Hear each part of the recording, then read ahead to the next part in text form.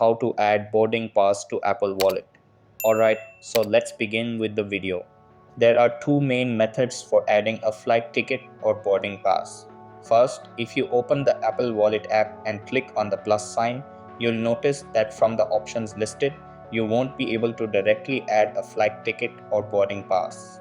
This means you need to complete the process outside of the Apple Wallet app. When you book a flight through any travel agency or airline, they will usually send you a confirmation email. You can also check the flight status within their app or website. The way to add your boarding pass to Apple Wallet is either through the email they send you or directly from their app. To do this, open the mobile app of the airline or travel agency and input your flight details.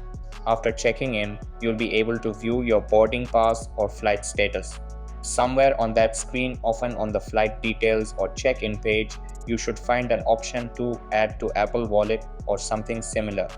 As shown in the examples, this button may appear differently depending on the agency. Unfortunately, I can't demonstrate the process for every single flight provider, but the general steps remain the same. If the airline or agency has a mobile app, download it and input your flight details to locate the boarding pass and the Apple Wallet option.